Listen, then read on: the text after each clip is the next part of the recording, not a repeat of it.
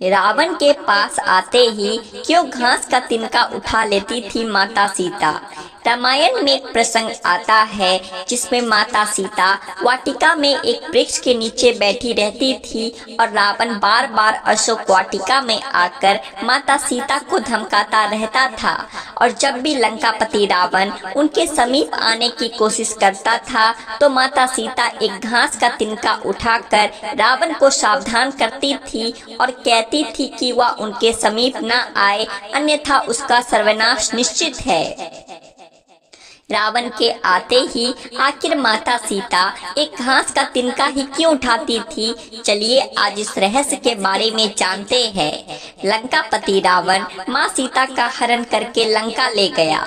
लंका पहुंचकर माता सीता रावण के राजभवन में न रहकर अशोक वाटिका में एक बरगद के वृक्ष के नीचे बैठी रहती थी। रावण अपने सैनिकों के साथ बार बार यहाँ आता और अपनी शक्ति और गुणों का बखान कर माँ सीता जी को प्रभावित करने की कोशिश करता और असफल होने पर माँ सीता को धमकाता था, लेकिन माँ सीता मौन धारण किए चुपचाप बैठी रहती थी। रावण ने अपना हर पैतरा आजमा लिया, लेकिन वह माता सीता को किसी भी प्रकार से प्रभावित नहीं कर सका। उसके मन में एक सवाल आता था कि आखिर मैं जब भी आता हूँ तब सीता एक घास का तिनका क्यों उठा लेती है। वह बार बार कहता था, मेरे जैसे शक्तिशाली व्यक्ति को तुम घास के एक मामूली तिनके से क्यों डराती हो।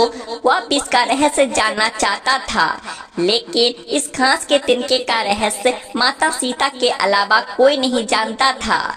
ये बात उन दिनों की थी जब माता सीता का विवाह भगवान श्री राम के साथ हुआ। उसके बाद वो अपने माता पिता व जनकपुरी को छोड़ भगवान श्री राम के साथ अयोध्या आई।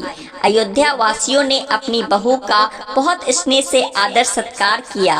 माता सीता ने भी अयोध्या राजमहल के सारे रीति रिवाजों को बड़े ही प्यार व सहज भाव से पालन किया। इन्हीं रीति रिवाजों में से एक रिवाज ऐसा भी था जिसके अनुसार माता सीता को घर के समस्त लोगों को कुछ मीठा पकवान बनाकर खिलाना था। माता सीता ने मीठे पकवान में खीर बनाई और समस्त परिजनों को खीर खाने के लिए आमंत्रित किया गया।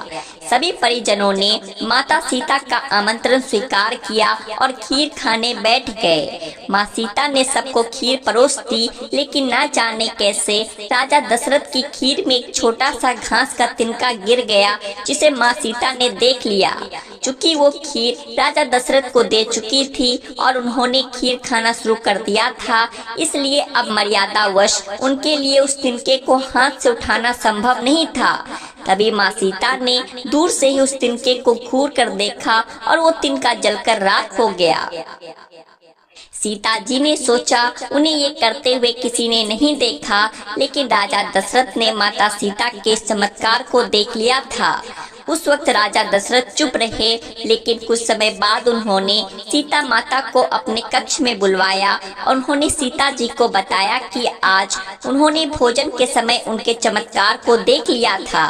तब उन्होंने सीता जी से कहा, आप साक्षात जगत जननी स्वरूप है, लेकिन आप मेरी एक बात हमेशा याद रखना, आपने जिस नजर से आज उस तिनके को देखा था, उस नजर से आप कभी भी अपने शत्रु को भी मत देखना।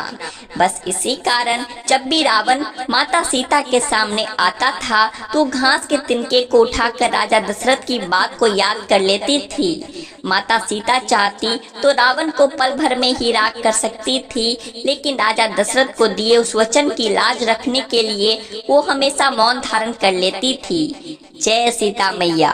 तो दोस्तों, आशा करता हूँ आपको ये कथा अच्छी लगी होगी। ऐसी ही और कथाओं को सुनने के लिए आपके अपने चैनल आध्यात्मिक संसार को सब्सक्राइब करें।